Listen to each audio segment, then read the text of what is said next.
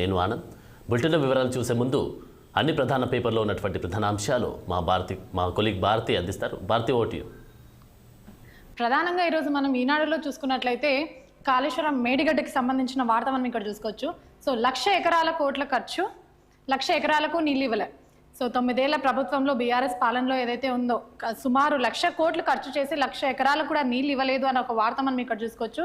So ఇమేజ్లో మనం చూసుకున్నట్టయితే నిన్న అసెంబ్లీ తర్వాత ఏదైతే సీఎం, మంత్రులు, ఎమ్మెల్సీలు, ఎమ్మెల్యేలు కలిసి ఒక బృందంగా మేడిగడ్డ బ్యారేజ్కి చేరుకుని అక్కడ అక్రమాలను కానీ అందులో ఉన్న లోపాలు కానీ కుంగిన పిల్లర్స్ ఏవైతే ఉన్నాయో వాటి పరిశీలిస్తున్న దృశ్యాన్ని కూడా మనం ఇక్కడ చూసుకోవచ్చు.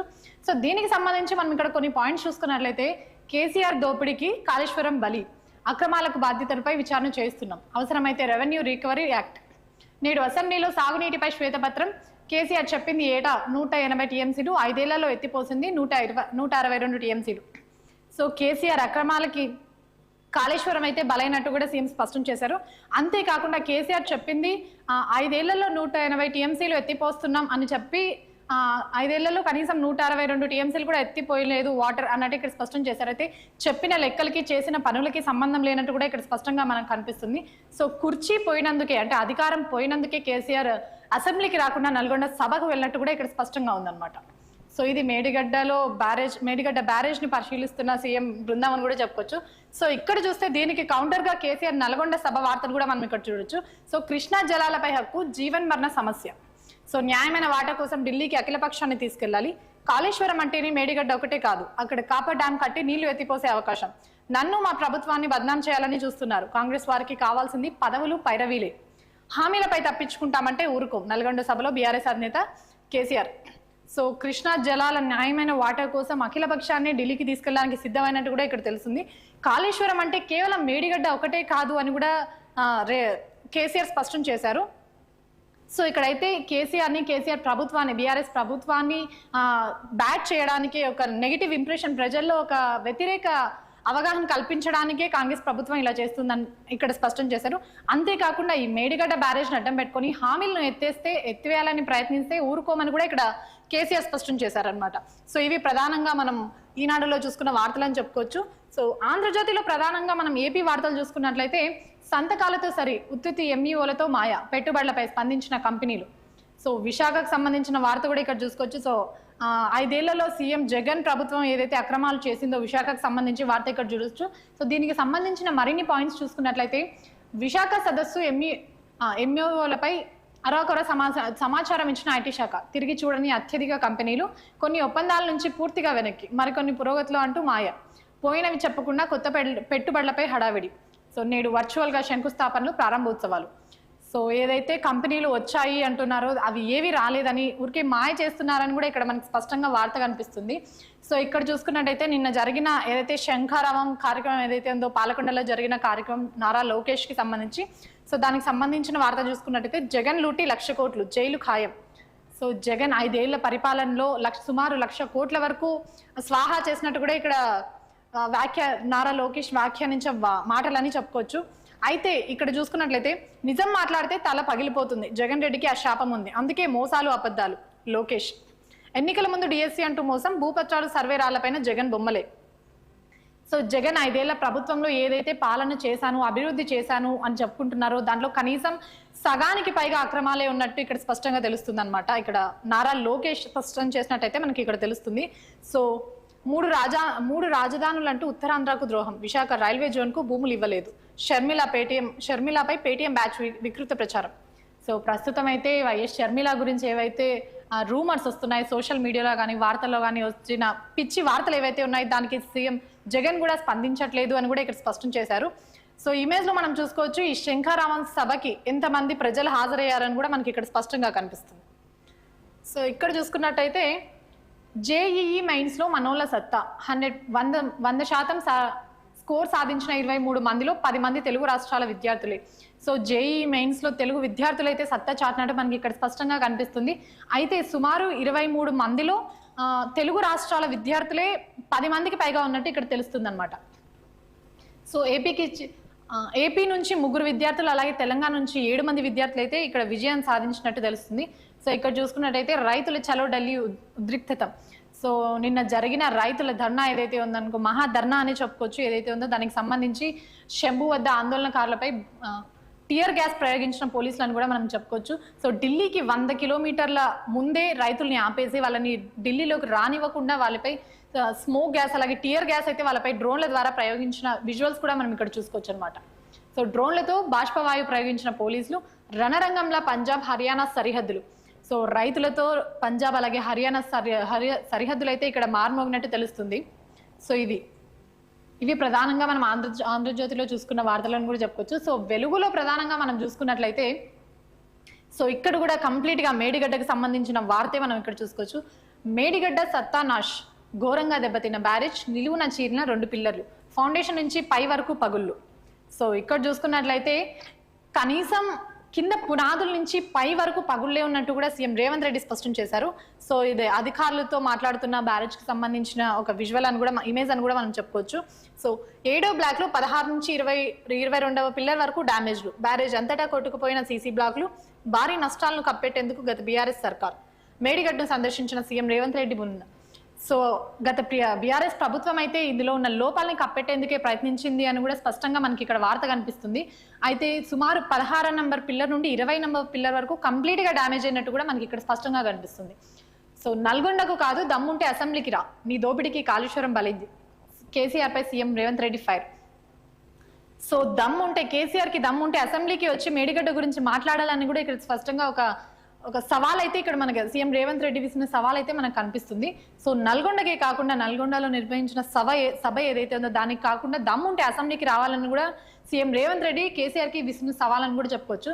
సో ఇక్కడ చూసుకున్నట్టయితే కుర్చీ పోగానే కృష్ణా నీళ్లు ఫ్లైరైడ్ గుర్తొచ్చిందా, ఇరిగేషన్లో అన్ని పాపాలకు నువ్వే కారణం, 94,000 కోట్లు ఖర్చు పెట్టి 1,00,000 ఎకరాలకు కూడా నీళ్ళు ఇవ్వలే, 1 కోటి ఎకరాలకు నీళ్ళిస్తున్నామని 1 కోటి అబద్ధాలు చెప్పిండు, కాళేశ్వరం ప్రాజెక్ట్ అవినీతి సొమ్మును కక్కిస్తాం.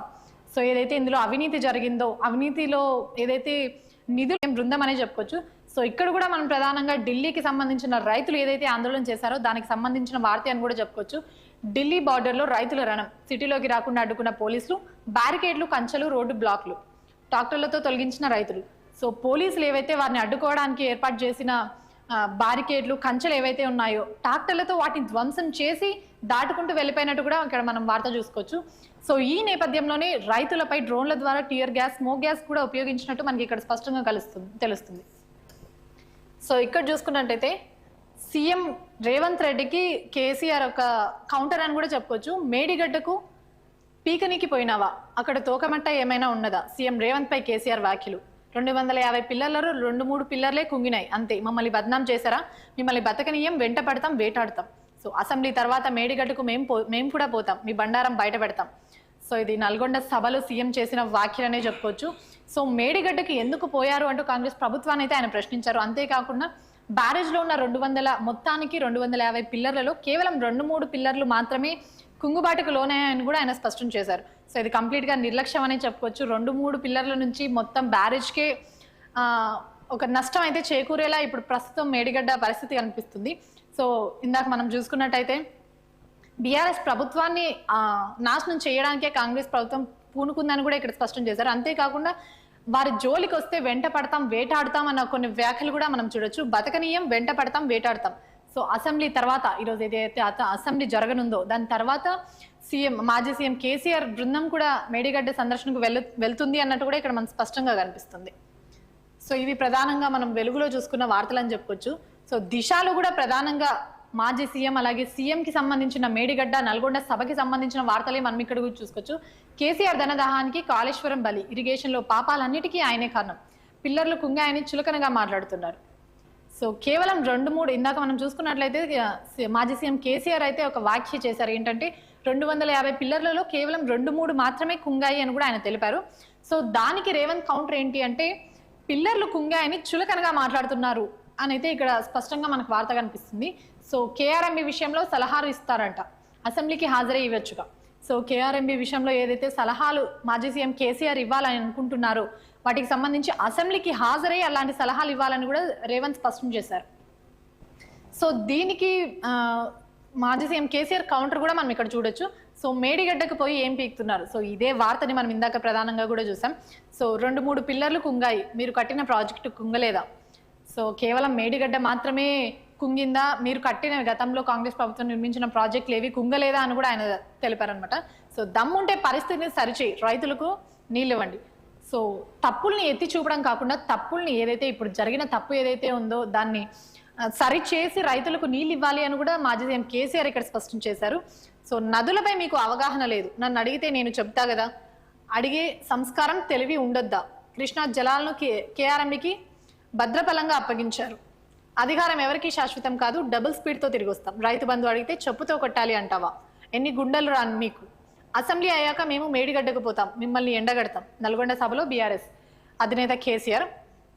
సో నదులపై కేసీఆర్ ప్రభుత్వానికి కనీస అవగాహన కూడా లేదని, ఆ నదులపై ఏదైనా అవగాహన కావాలంటే దానికి సంబంధించిన ఇన్ఫర్మేషన్ వివరాలు ఏవైనా కావాలంటే కేసీఆర్ని అడగాలని కూడా ఇక్కడ ఆయన స్పష్టం చేశారు. అంతేకాకుండా అడగాలన్న ఒక మినిమం సంస్కారం అయితే ఉండాలి అని కూడా ఇక్కడ మనకి స్పష్టంగా కేసీఆర్ అన్న మాటలే మనం ఇక్కడ చూసుకోవచ్చు.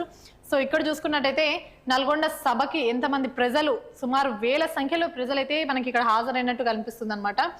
సో కేసీఆర్ గో బ్యాక్, ఎన్యూఐ నేతల ఆందోళన, బీఆర్ఎస్ నేతలు బస్సుపైకి కోడిగుడ్లతో దాడి.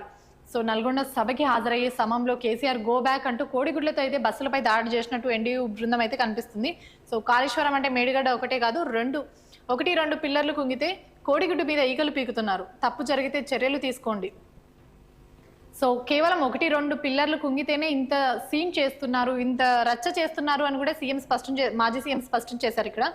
సో ఇక్కడ చూసుకున్నట్టయితే శ్రీ చైతన్యకు నో రూల్స్, హైదరాబాద్ రంగారెడ్డి జిల్లాలో 16 కాలేజీలు, నిబంధనలకు విరుద్ధంగా తరగతులు నిర్వహణ.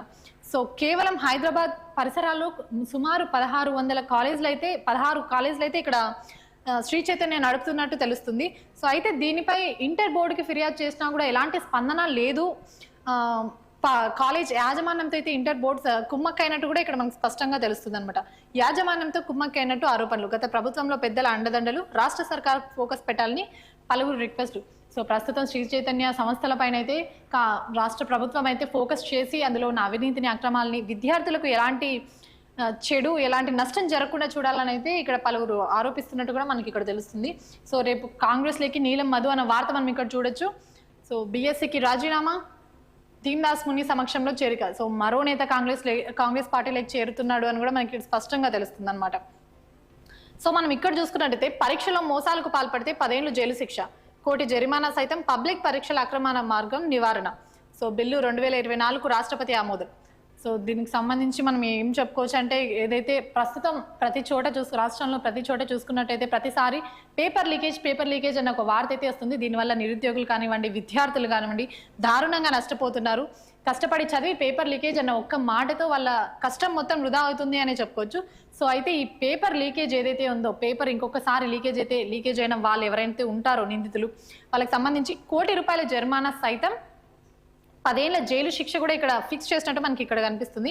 సో పబ్లిక్ పరీక్షల అక్రమాల మార్గాల నివారణకు బిల్లు అయితే రాష్ట్రపతి ముర్ము ఆమోదించినట్టు కూడా మనకి ఇక్కడ తెలుస్తుంది. బిల్లు 2024కు రాష్ట్రపతి ఆమోదం తెలిపినట్టు కూడా మనకి ఇక్కడ స్పష్టంగా కనిపిస్తుంది అనమాట. సో ఇక్కడ చూసుకున్నట్టయితే, సో ఇన్ని రోజులు మనం కాంగ్రెస్ ప్రభుత్వం ఏదైతే ఉందో 200 యూనిట్ల ఉచిత కరెంట్ అని కూడా స్పష్టం చేసింది. అయితే ఇప్పుడు 300 యూనిట్ ఫ్రీ కరెంట్ అని కూడా మోదీ స్పష్టం చేసినట్టు మనం ఇక్కడ చూడొచ్చు. సో 300 యూనిట్ల ఫ్రీ కరెంట్, 1 కోటి ఇండ్లకు అందించడమే లక్ష్యం, 75,000 కోట్లకు పైగా ఖర్చుకు సిద్ధం, పీఎం సర్కార్ చురు పథకం ప్రారంభంలోనే మోడీ. సో సుమారు 1 కోటి ఇండ్లకు, 1 కోటి మందికి గాను 300 యూనిట్ ఫ్రీ కరెంట్ ఇవ్వాలని అయితే మోదీ సర్కార్ అయితే నిర్ణయించినట్టు కూడా మనకి ఇక్కడ తెలుస్తుంది అనమాట. సో ఇక్కడ చూసుకుని పట్టుబడిన తహసీల్దార్, డ్రైవర్. సో 30 లక్షల లంచం తీసుకుంటూ తహసీల్దార్ అలాగే డ్రైవర్ కూడా పట్టుబడినట్టు మనకి ఇక్కడ స్పష్టంగా ఇమేజ్లో కూడా చూసుకోవచ్చు మనం. అమౌంట్తో అయితే పట్టుబడిన తహసీల్దార్ అలాగే అతని డ్రైవర్ అని. సో ఇవి ప్రధానంగా మనం ప్రతి పత్రికలను చూసుకున్నట్టయితే ఒకటి మేడిగడ్డ అలాగే నల్గొండ సభకి సంబంధించిన వార్తని మనం ప్రధానంగా చూసుకున్నాం. సో ఇవి వాళ్ళ ఈ పత్రికలోని ప్రధాన వార్తలు అని చెప్పుకోవచ్చు. వార్తలోని మరిన్ని విశేషాలు మా కొలిక్ ఆనంద్ అందిస్తారు. Anand, over to you. Thank you Bharati. బులెటిన్లో షార్ట్ బ్రేక్ తీసుకుందాం.